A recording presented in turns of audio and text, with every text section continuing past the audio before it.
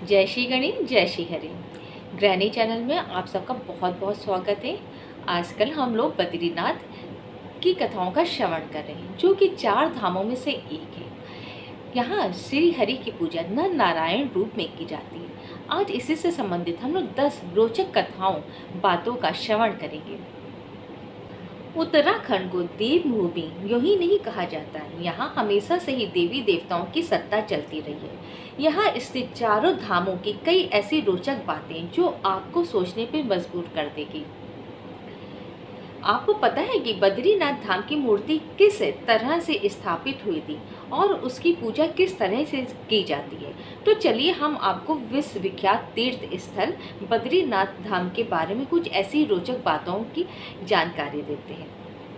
कहा जाता है कि बद्रीनाथ की मूर्ति शालग्राम शिला से बनी हुई है। ये मूर्ति चतुर्भुज ध्यान मुद्रा में है।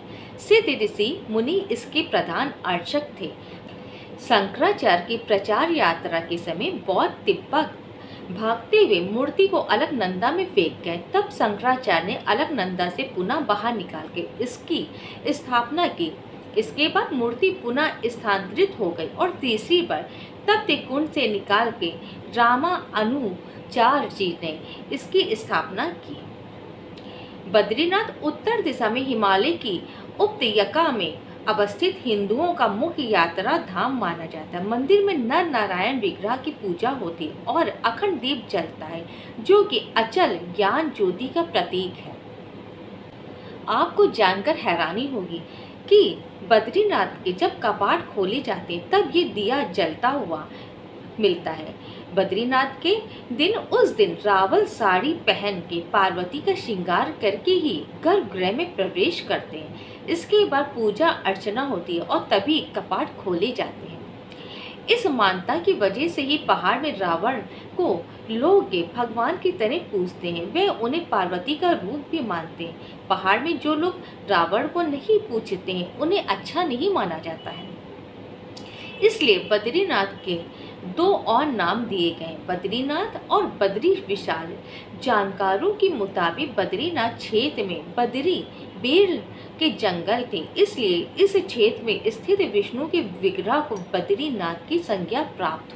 बद्रीनाथ में पुजारी केवल केरल के ब्राह्मण होते हैं। मंदिर में पूजा करने का अधिकार सिर्फ इन्हें ही होता है। हिमालय के मंदिर में सुदूर दक्षिण के पुजारी को नियुक्त करने की ये परंपरा शंकराचार्य ने डाली थी, जो आज तक अभद्र रूप से चली आ रही है।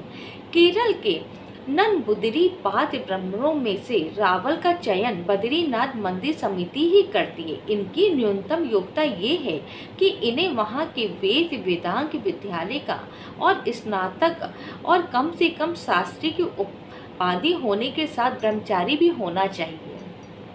साल के 6 महीने जब भारी हिमपात के कारण मंदिर के कपाट बंद कर दिए जाते हैं, तब रावल वापस अपने घर केरल चले जाते हैं और कपाट खुलने की तिथि आते ही बद्रीनाथ आ जाते हैं। यहाँ एक कुंड है जिसमें हमेशा गर्म पानी आता रहता है। देखने में ये पानी खौलता हुआ दिखाई देता है, लेकिन छूने पे ये बहुत ही कम गर्म होता है। लोग इसमें स्नान करके ही बद्री नारायण की पूजा करते हैं। बद्रीनाथ से संबंधित ये जानकारी आपको कैसी लगी? अगर आपको बद्रीनाथ से संबंधित जानकारी पसंद आई हो तो वीडियो को ज़्यादा से ज़्यादा शेयर करवाइए और मेरे चैनल को सब्सक्राइब करके बेल आइकन अवश्य प्रेस कर दीजिए। कमेंट में जय श्री राधे जय श्री कृष्ण रखिए और इस गर्मियों में बद्रीनाथ धाम चारों धाम की यात्रा करने का आप लोग भी अपना बनाइए।